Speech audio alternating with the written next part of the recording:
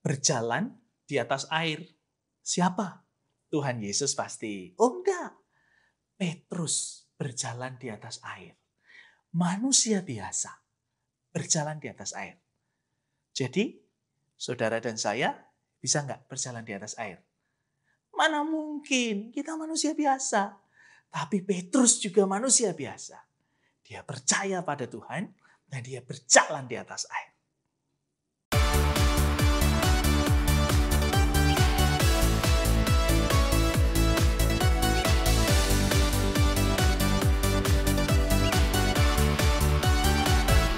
Ya, salam sahabat Yes, bagaimana kabar saudara-saudara hari ini? Saya berdoa, saya berharap saudara-saudara dalam berkat, dalam kasih, dan dalam sukacita Kristus Yesus. Firman Tuhan saat ini akan membuat kita belajar bersama tentang iman kepada Yesus Kristus. Yaitu ketika Tuhan menyuruh Petrus datang kepada dirinya dan Petrus berjalan di atas air. Ya, betul. Petrus berjalan di atas air. Mari firman Tuhan kita baca, kita hayati bersama-sama dalam Injil Matius 14 ayat yang ke-25 sampai dengan ayat yang ke-31. Demikian firman Tuhan bagi kita semua. Kira-kira jam 3 malam, datanglah Yesus kepada mereka berjalan di atas air. Ketika murid-muridnya melihat dia berjalan di atas air, mereka terkejut dan berseru, "Itu hantu!" Lalu berteriak-teriak karena takut. Tetapi segera Yesus berkata kepada mereka, "Tenanglah, aku ini, jangan takut."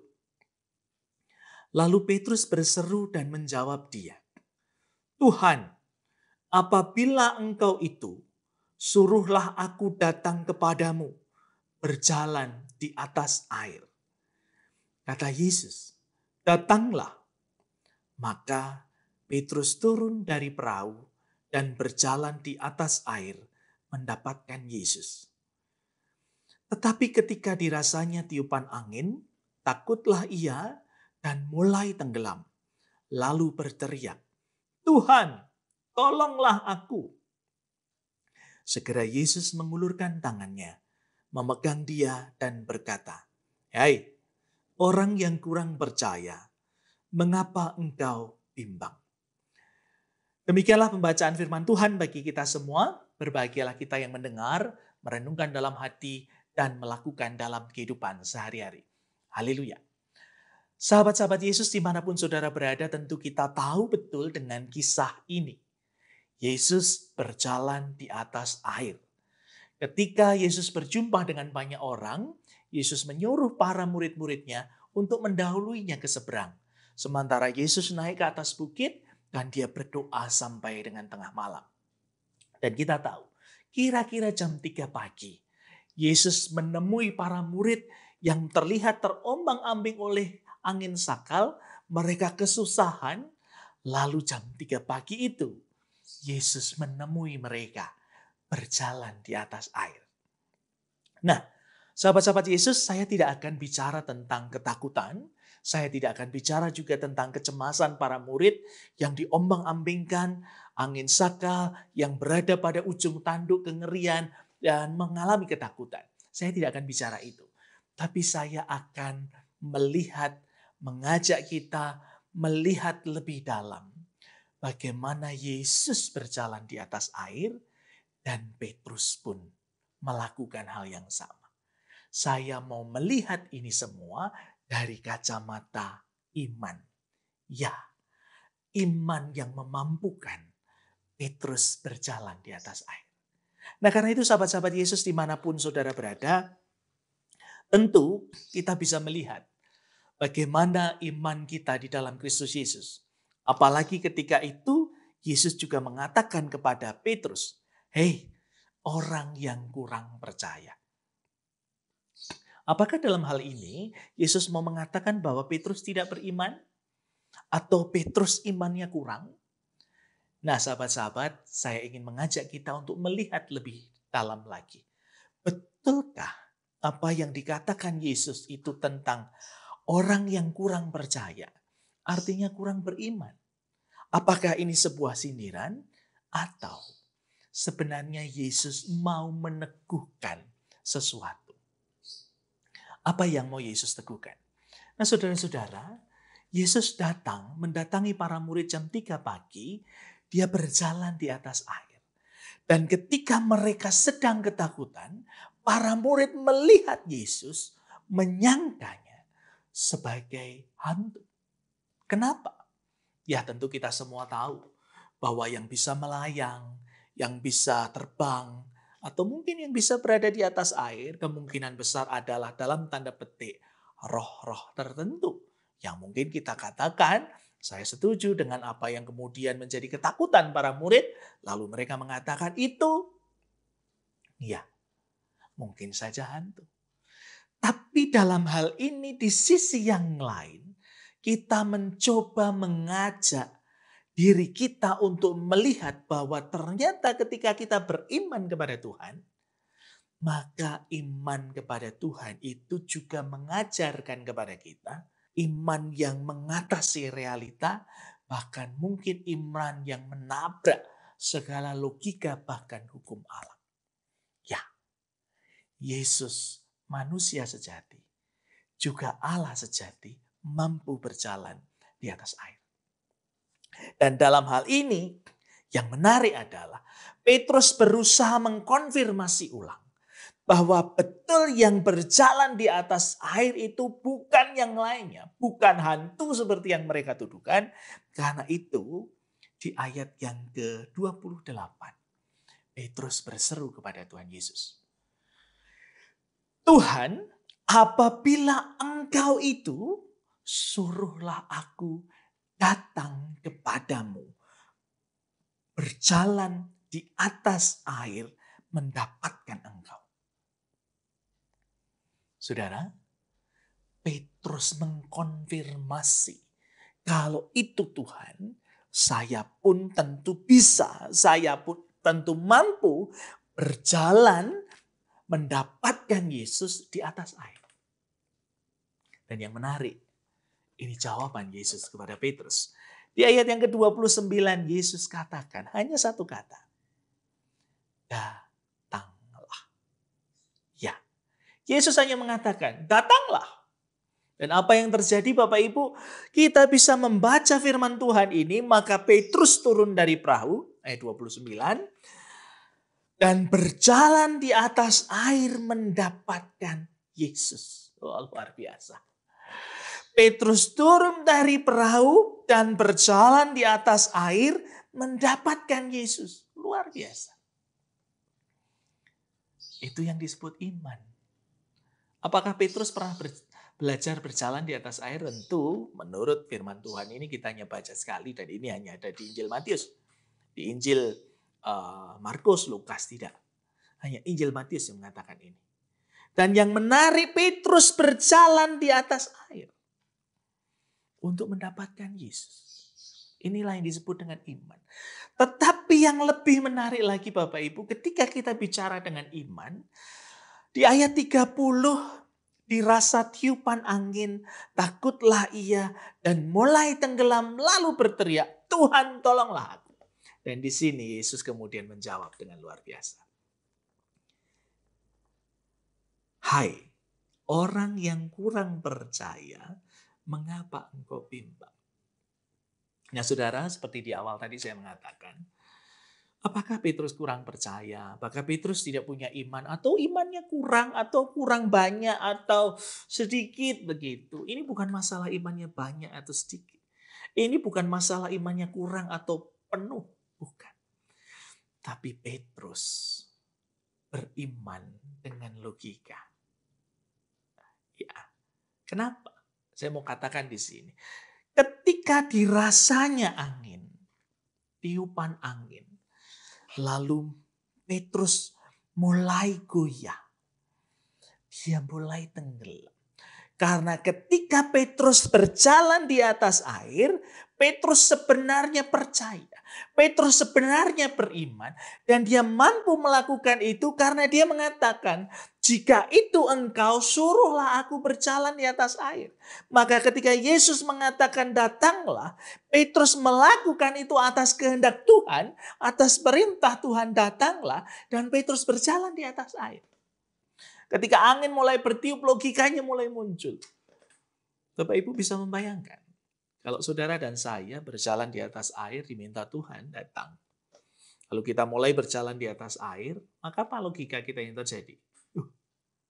Bagaimana mungkin saya berjalan di atas air? Saya sedang menginjak air dan saya tidak tenggelam. Saya sedang berjalan di atasnya dan saya tidak tenggelam. Itu yang kemudian dirasakan Petrus, karena itu kesadaran logikanya muncul ketika angin mulai bertiup. Dia merasakan tiup itu, dan Bapak Ibu, angin yang bertiup tentu bukan angin sepoi-sepoi. Karena waktu itu kejadiannya masih badai. Angin sakalnya bertiup kencang. Apakah Petrus takut? Saya lebih memilih untuk tidak mengatakan takut. Tapi lebih pada mengkonfirmasi bahwa dia berjalan di atas air. Iman yang melebihi realita, beyond reality, yang menabrak hukum alam. Bagaimana mungkin manusia bisa berjalan di atas air, tapi itu yang terjadi, itu yang dilakukan Petrus atas perintah, atas kuasanya Tuhan. Jadi sahabat-sahabat Yesus, melalui firman Tuhan ini, kita bisa melihat, atau ketika orang bertanya, Pak Pendeta bisa nggak berjalan di atas air? Ini bukan masalah saya bisa atau tidak. Atau kalau secara jujur saya bisa mengatakan, bisa nggak berjalan di atas air? Saya jawab tidak. Loh, kenapa? Kenapa nggak bisa? Maka ada dua jawaban saya. Yang pertama, saya bisa berjalan di atas air kalau saya pakai alat bantu. Apakah itu perahu, apakah itu kapal, atau alat sesuatu yang membuat saya bisa berjalan di atas air, itu yang pertama. Yang kedua, kenapa tidak? Karena jelas menurut firman ini, Petrus mencoba mengkonfirmasi bahwa atas seizin Tuhan, Tuhan, jika itu engkau, suruhlah aku. Itu berarti atas seizin Tuhan, Petrus bisa berjalan di atas air. Dan atas kuasanya Tuhan, Petrus bisa berjalan di atas air. Jadi yang membuat bisa dan tidaknya Petrus berjalan di atas air adalah izinnya Tuhan dan kuasanya Tuhan. Jadi kalau saya secara pribadi bisa enggak? Ya kalau seizin Tuhan, atas kuasanya Tuhan, saya baru bisa. Tanpa Tuhan, tanpa izin dan kuasanya, ya tentu nggak bisa. Nah dari firman ini sahabat-sahabat Yesus, saya mau sharing bahwa iman itu bukan masalah apa yang bisa kita mampu. Apa yang bisa kita lakukan. Apa yang mampu kita lakukan, bukan itu. Tetapi anugerah Tuhan di atas segalanya. Maka ketika Petrus merasakan bahwa ada tiupan angin, sebenarnya dia sedang mengkonfirmasi. Kok ini bisa melewati, melampaui itu semua. Dan itu hanya karena kekuatan dan izinnya Tuhan. Karena itu jika saudara dan saya sampai hari ini diberi kuasa, diberi izin, diberi kemampuan, diberi iman, maka yakinkan dan kembalikan segala sesuatunya hanya bagi hormat dan kemuliaan nama Tuhan. Karena itu, mari kita bersatu di dalam doa. Mari kita berdoa. Bapa Surgawi, kami mengucap syukur bahwa ketika kami beriman di dalam Kristus Yesus, tentu Engkau adalah Tuhan yang juga adalah Allah yang menciptakan dunia dengan segala isinya. Sehingga semua aturan yang ada di dunia ini tentu berbeda dengan apa yang menjadi kuat kuasa-Mu.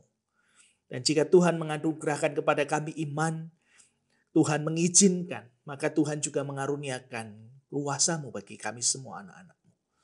Tapi tentu Tuhan, Engkau memberikan itu semua bagi kami, supaya kami boleh berbagi kasih, menolong sesama, dan melakukan bagi kebaikan Tuhan. Karena itu Bapa, kami mau jaga iman percaya kami mau terus setia, dan menggunakannya bagi kemuliaan nama Tuhan. Dalam Kristus Yesus, kami bersyukur, kami berdoa. Amin. Nah karena itu sahabat-sahabat Yesus, dimanapun saudara berada, pastikan Bahwa ketika kita beriman, kadang memang kita terbatas dengan apa yang kita tahu, terbatas dengan logika kita. Sebab firman Tuhan juga mengatakan apa yang belum pernah didengar, apa yang belum pernah dilihat oleh mata, Tuhan sanggup lakukan itu semua bagi kita semua. Nah, karena itu ketika kita beriman, mari juga percayakan penuh dirimu kepada Tuhan. Dan yang mengizinkan dan yang punya kuasa hanya Tuhan. Karena itu, mari punya iman di dalam Kristus Yesus dengan kesetiaan. Tetap percaya, tetap beriman di dalam Kristus Yesus, dan melakukan segala sesuatunya hanya dalam nama Tuhan Yesus, dengan kuasa Tuhan Yesus, dan atas izin Tuhan Yesus. Tuhan Yesus memberkati saudara-saudara.